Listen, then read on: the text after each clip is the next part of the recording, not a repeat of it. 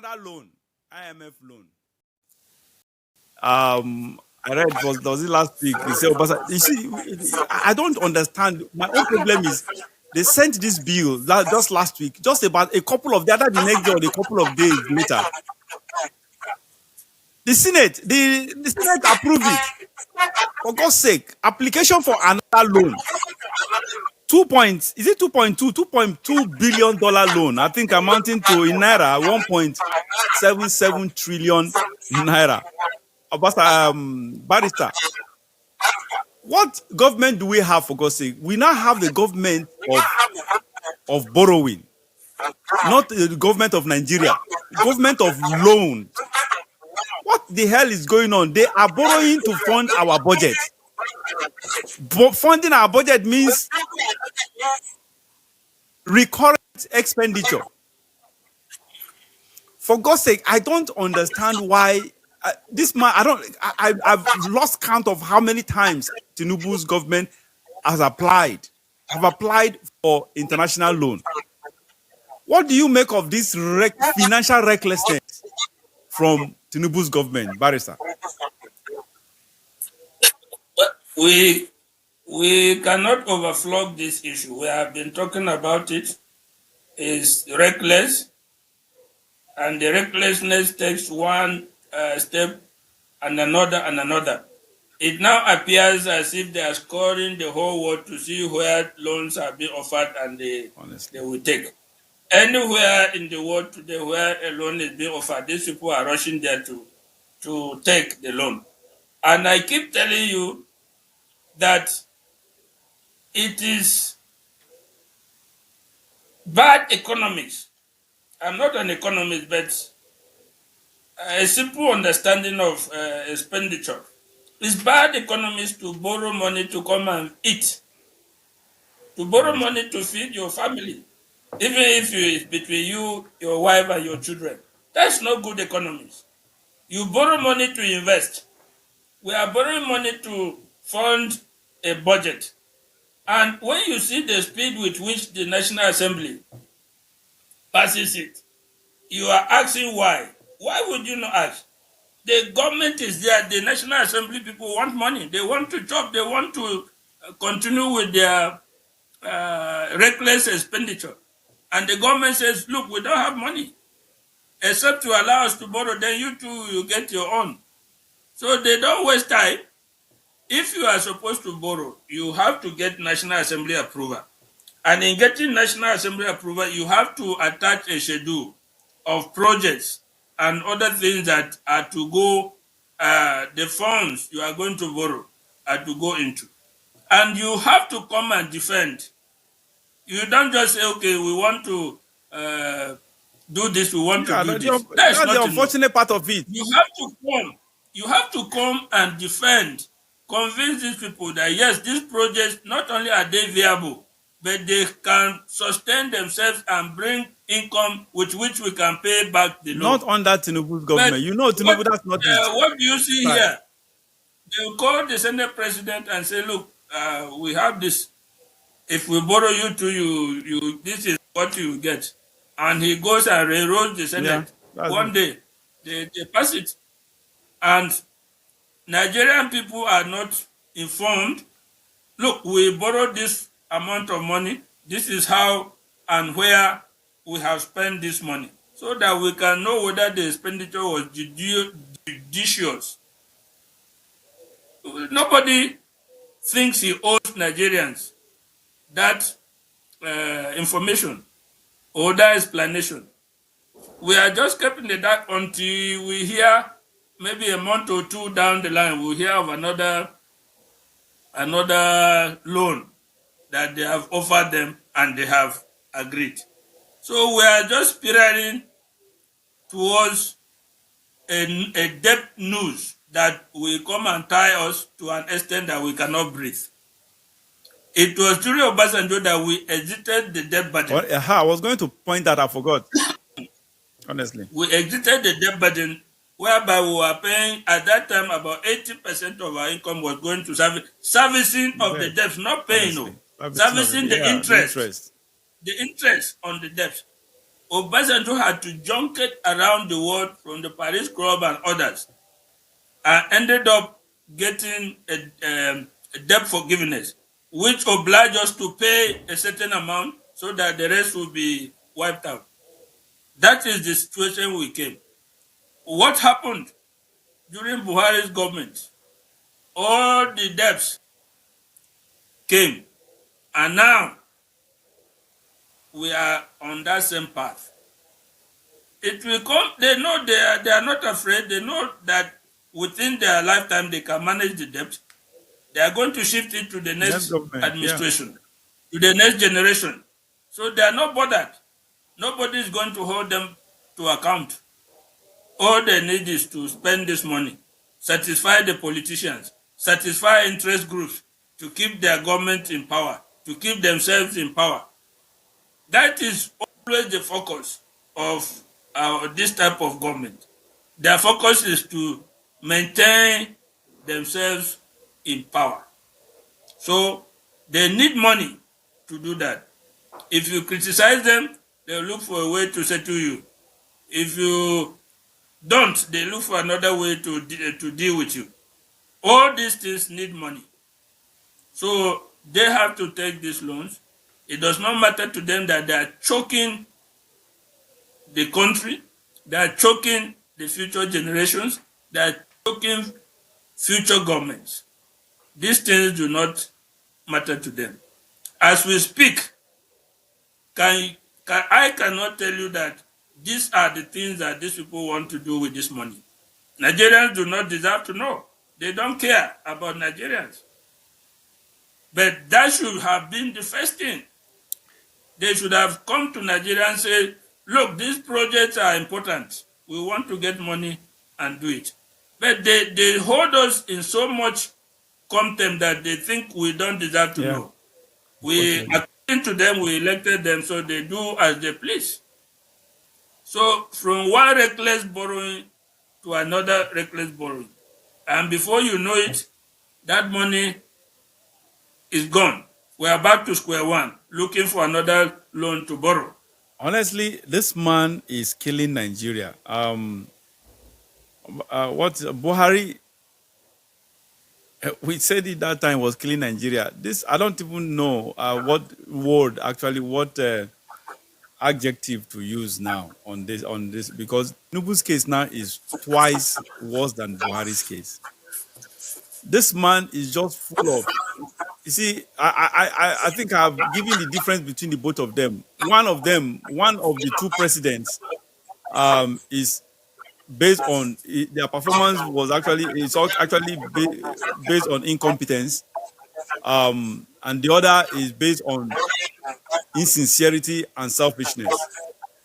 That is what, Dishonesty. yeah, dishonesty, yeah, and that is just it. Buhari's case, his own was incompetence, absolute incompetence. That was his problem.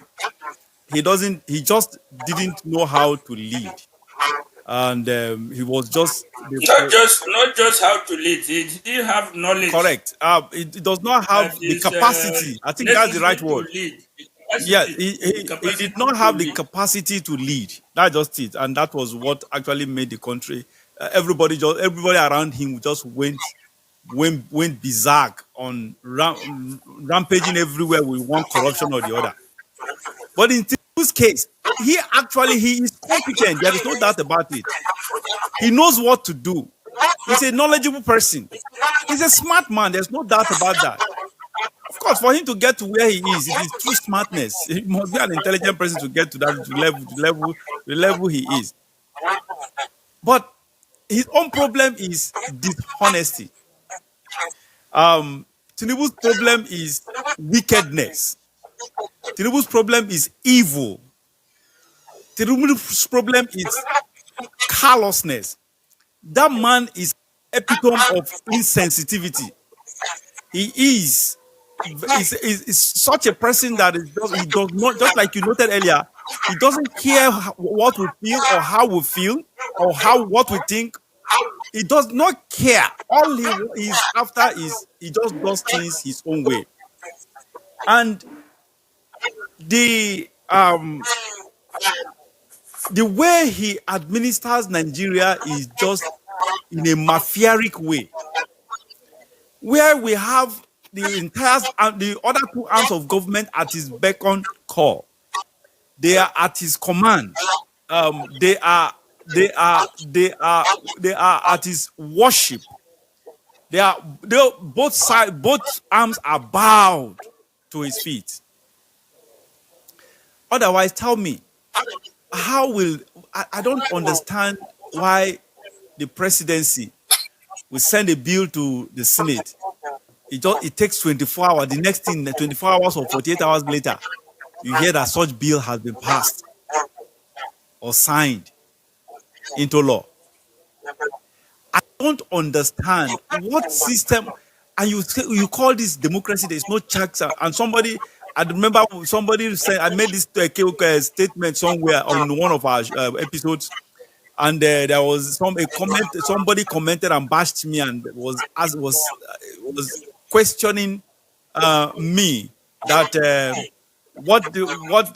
that is how democracy works. That the presidency they negotiate behind the scene, and of course they agree on terms, and they come out, and the next thing is that is as well. And because they are the same political party, as such, things should go that way without any argument or whatever.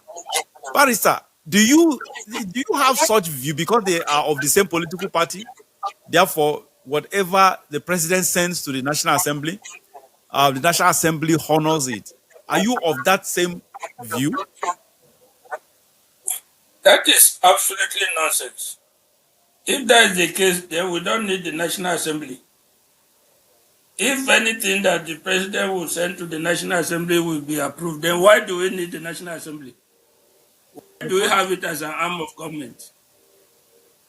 If there's no criticism, if there's no scrutiny, if there's no serious discourse on what arm of government will do, then why do we need the other arm?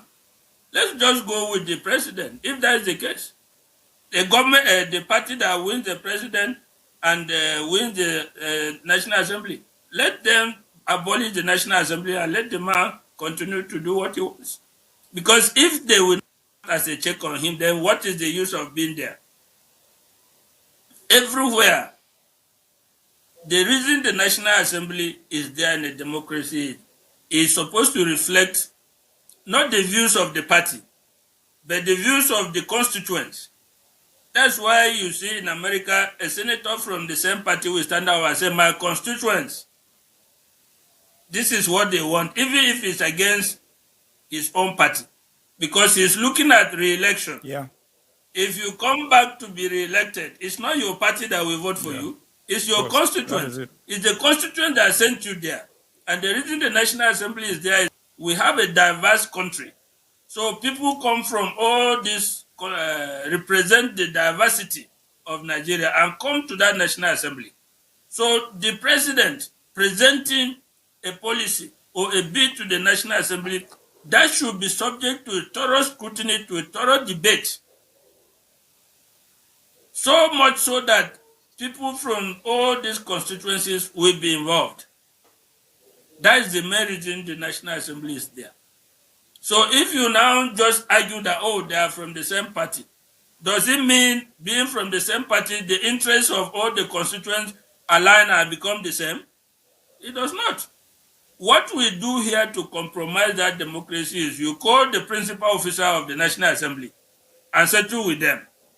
Then they go and browbeat and railroad the National Assembly into passing it. They have ways to do that. They have ways and means to do that. The president of the Senate and the Senate leader and this thing, they have ways to do that. That's not democracy. That's not how democracy is supposed to function for the benefit of the citizens. Yeah. People who make that criticism are a bit ignorant. Yeah, that's my point as well. Honestly, I don't know how far we Nigerians can actually take this nonsense from Tinubu. I don't know for how long we can be able to um, not absorb. We have been absorbing it, but when is our breaking point? If I may ask this question, Barrister, when do you think is our breaking point? When do you think our breaking point will be or will come?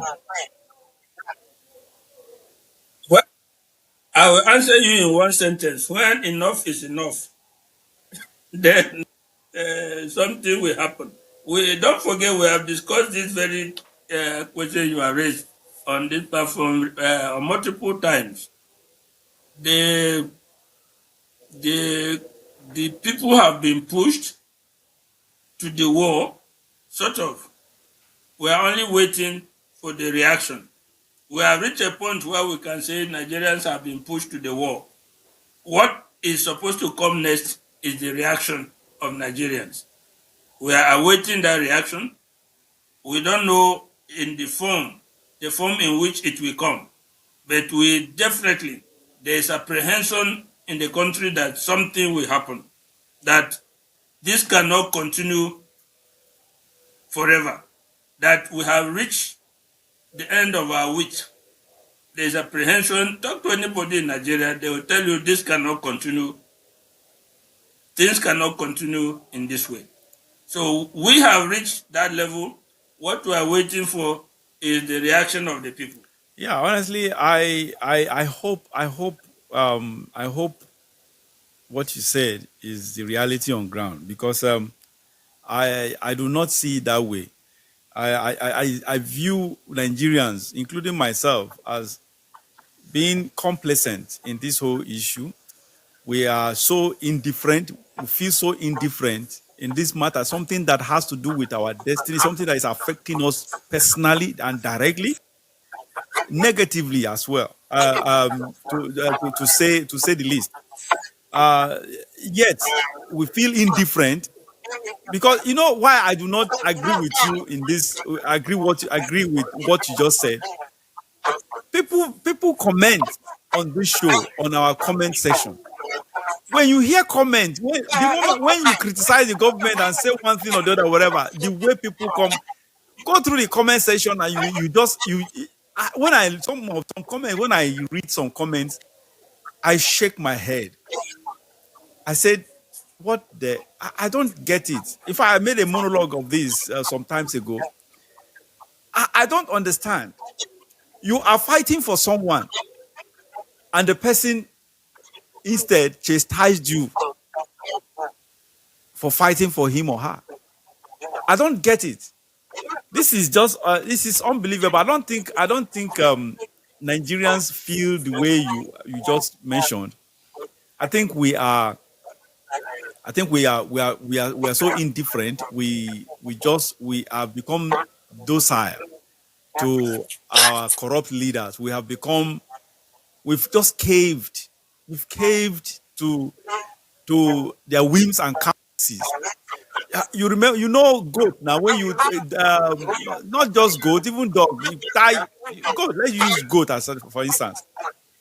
Um, when you tie a goat for a very long time and in one spot, when you lose that goat, after the goat has been so used to that spot, that being tied down to a tree, when you lose that goat, barrister, what happens? Does the goat spring up immediately to run off, or the goat just remains there?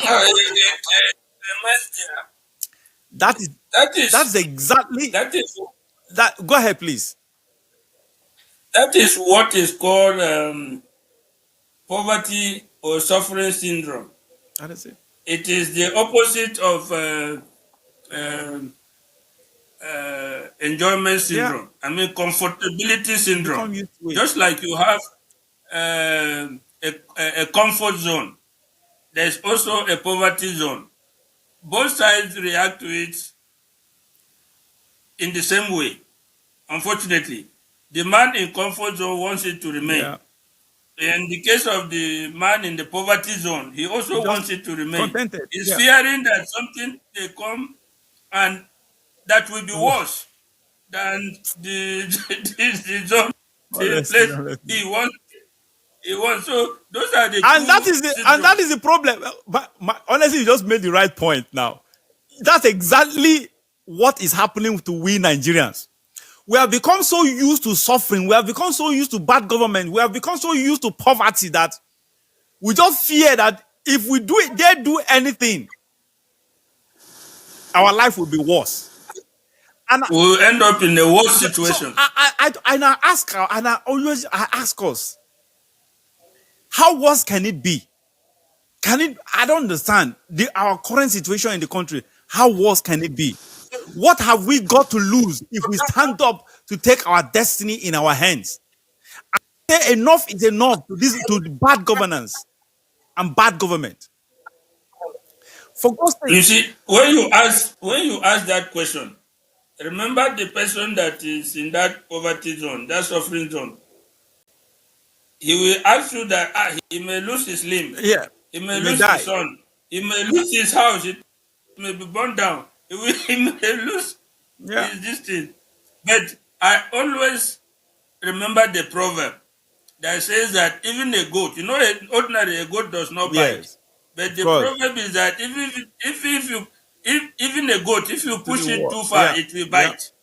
So I always have this hope that in as much as we are docile and complacent and comfortable in that poverty position, it's still possible that at some point we will not have any option but to Honestly, strike I just out. hope and pray so because what we need in that country in Nigeria now are two options: either military takeover. When I say military takeover, I'm not talking about these corrupt generals, corrupt senior ranks, senior officers. I'm talking about the just like we had during the Oka just messed up. So just take like the Oka kind of coup. We expect that Oka kind of coup. The Oka thing, I didn't support it because of he messed up. I don't know. Probably he was drunk and probably drugged himself. He was drunk or drugged, a sort of into doing that nonsense. Otherwise, workers' coup could have succeeded. The coup failed because he was focused on dividing Nigeria instead of uniting Nigeria, and that was killed that coup. So what we need is this the spirit, the kind of the spirit, the kind of would I say spirit? No, the kind of action and the level, the kind of group and action that led the Oka coup. That's exactly what we want to be replicated. Because the Oka coup, honestly, they could have done. They have the coup plotters actually had good intention, other than this issue. Apart from this issue of dividing Nigeria, which was very very bad, and that was what actually made the coup to fail. So that's just the two options: military, that is purposeful military takeover, purposeful and patriotic military takeover, or honestly what no one wants us to go through, which is revolution. And just like you said, that Nigerians will get to a point where they become goat that bites. Honestly, and when we get to that point, these two options will the second option is if we get if they our leaders allows us to get to that point. The second option, which is the option that nobody wants us to experience, will be the option that will come to bear. Unfortunately, I hope Nigerians will take up will actually take their destinies. We all take our destinies in our hands because this Tinubu's government is the worst of the entire other governments. They are just taking us for a ride. They are just playing with our lives, playing with our destinies, playing with our futures. And it is high time we started to act in the right direction. All right, Barrister. Don't Um, forget, let me just add one thing yes, on please. this. The whole country was awash with talk of military takeover to the point that the army command, the chief of defense staff had to come out to warn that the army is not going to take power. This was because everybody in the country was talking about it. Yeah. So they felt compelled to come out and issue the warning and reassure the government that no, the army is not going to. That is to show you that discussions and sensitivity of this thing is ongoing in Nigeria. Even with that warning, in spite of it, it's still there. It's still discussions are still even in the openly in the public space. There are, people are discussing that possibility. All right. Yeah, that is just it anyway. Okay, Barrister, thank you so much.